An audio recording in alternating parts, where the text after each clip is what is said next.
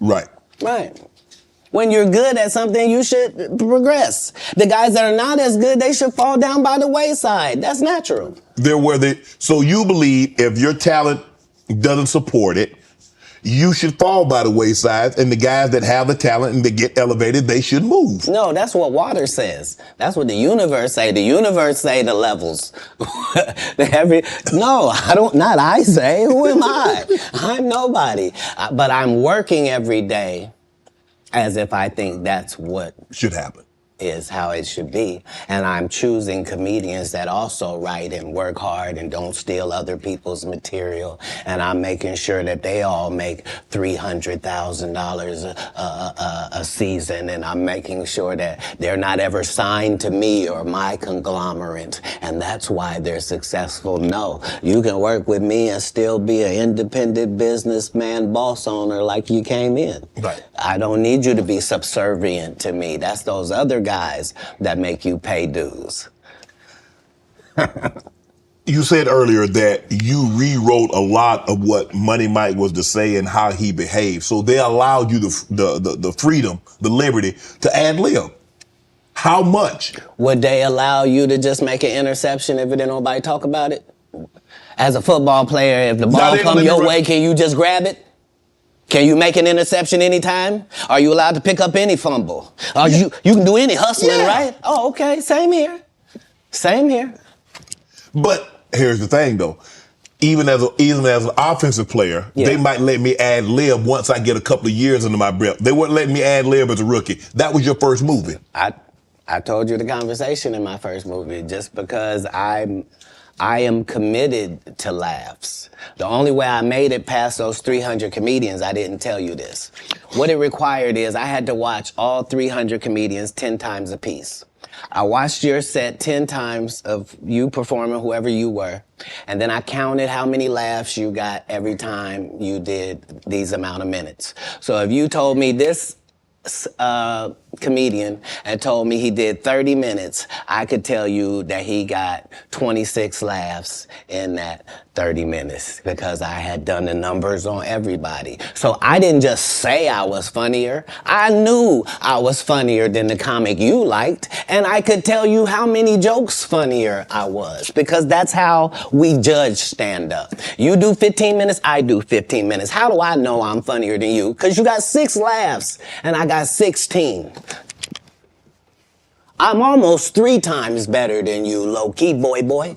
But I'm never gonna tell you the formula. So you gonna keep just going out there telling jokes, not understanding that psychologically, the audience by 10 years is convinced that I'm funnier than you. They just don't know why. Because I'm putting out more content, better.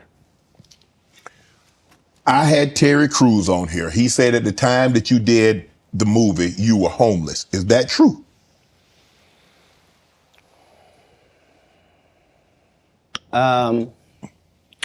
This was my situation. 5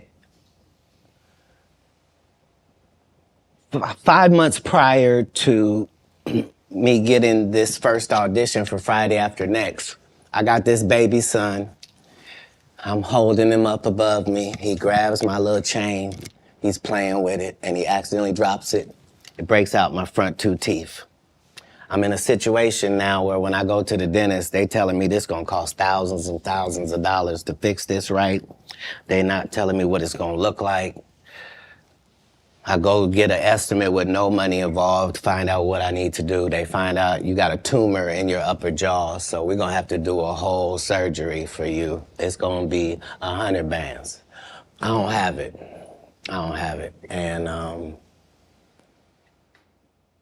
I'm only gonna have this check from this movie. So while I'm doing this movie, we live in this trailer. This is where we live. So when they come to work at 5 in the morning, we already there. When they leave at night, we still there. We just double back because we understood that this is our one opportunity.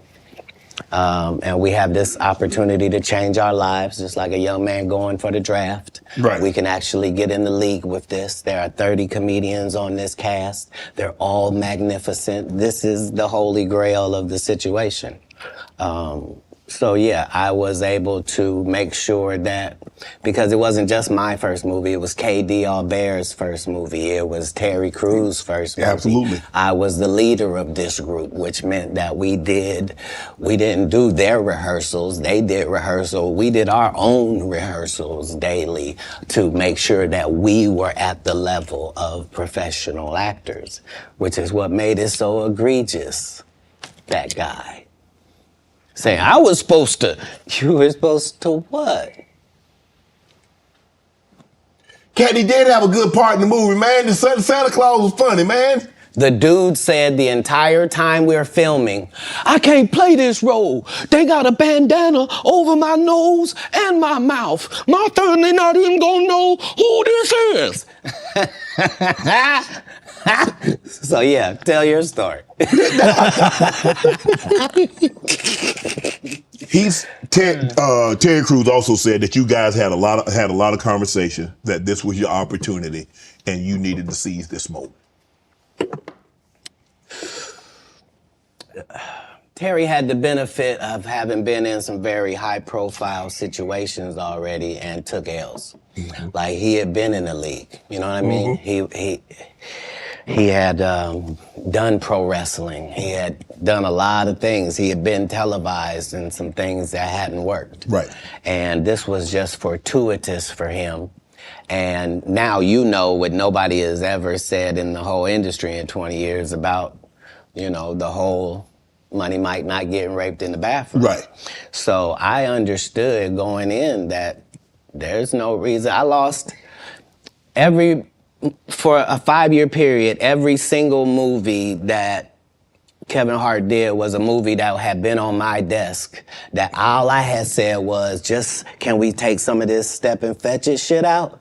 And then I can do it. Like, it don't need to be overtly homosexual, because I'm not homosexual, right? It doesn't need that to be funny, right? Mm-hmm. And me saying that and them going, oh yeah, no problem. And then going to give it to this other guy and having him do it just like it was, and acting like I'm a bad person because I keep standing on my standard. But yeah, it's interesting, but I wouldn't change it for the world. Like, again, I'm on the winning side of these decisions. You know, look, I've had Cube, I've talked to Cube, and a lot of people say Cube doesn't pay. What's your relationship with Cube, and what did that opportunity mean for you? Well, the ungrateful bastards that would say anything about Cube's payment, you shouldn't even talk to them anymore. Like, you don't go to Goodwill, you don't go to a Goodwill thrift store and go, look at all this cheap ass shit. Why don't you shut up? Why don't you shut up? You could have went to Hermes. Why you didn't go to Balenciaga? Why you didn't get a bowl of the Balmain? You want to have that conversation? Right. What you mean, the independent black dude who's filming it partly out of his fucking pocket? What you mean he didn't pay you enough? They weirdos. That felt like they earned the opportunity because they were big. No, yeah. I understood. That ain't no $200 million movie. Well, I mean, how much did you expect you was gonna make? Well, I made enough to get them teeth fixed just like you did. Yeah. So it was no harm, no foul. I knew that I was gonna go from there, and there was no turning back for Katt Williams. Okay. Well, here's the thing.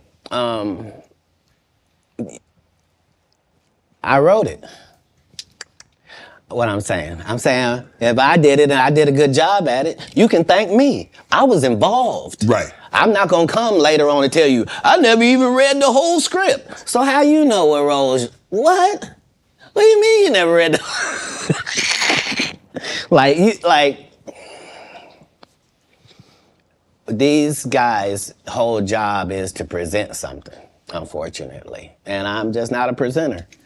If you ask me a question, I'm just gonna tell you the truth of how it went. Would you be willing to do another Friday?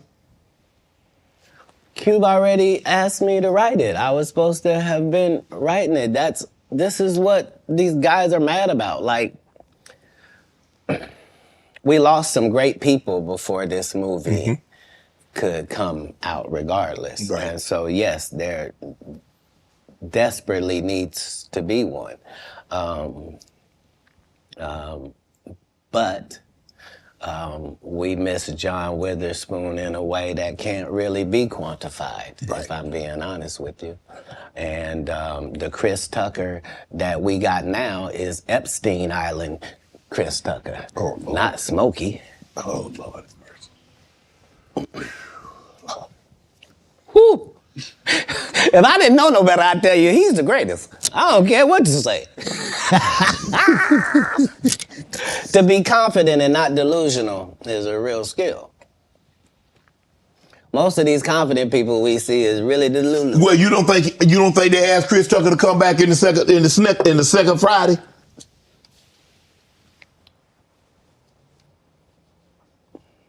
Smokey was all in Smokey. There ain't no Friday without Smokey. We all agree to that, and there's no next Friday without Friday, and there's no Friday after next without Nah, Friday. we talk about the road because you said that they don't. Here's the thing. Okay. Here's the thing. Chris was allowed to make the decision. At the time that this is happening, Katt Williams is known for smoking weed. Willie Nelson is known for smoking weed. Right. Snoop's known for smoking weed, but none of us is really known except Willie.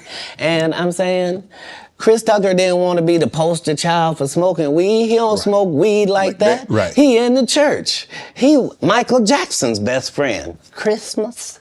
Michael Jackson called him Christmas.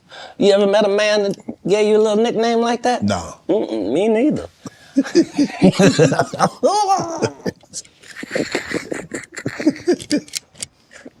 Must be the greatest.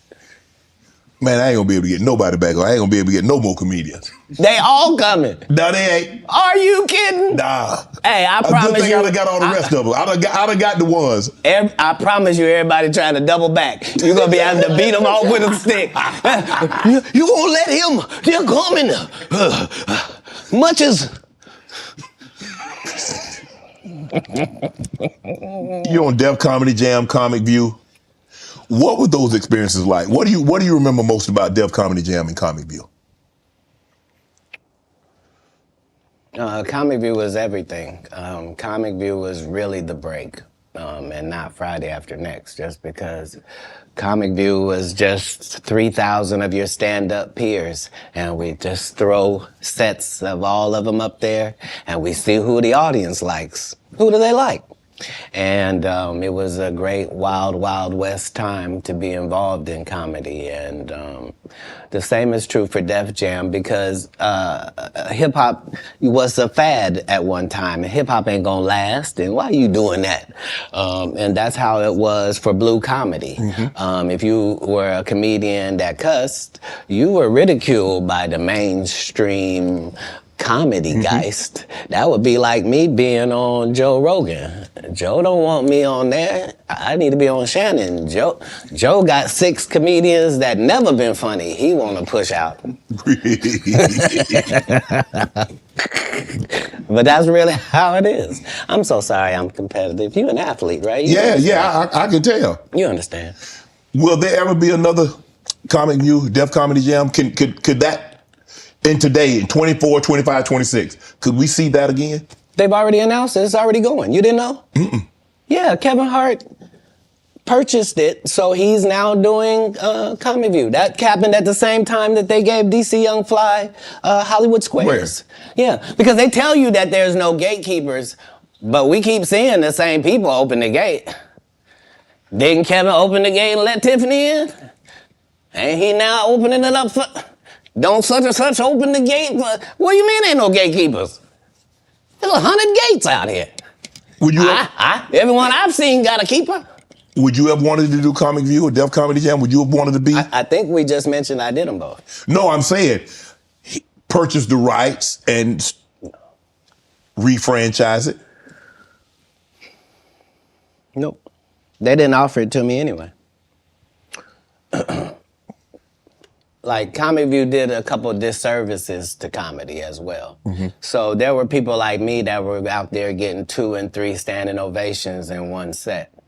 And that wasn't good for television. So what they did was they started making everybody get a standing ovation.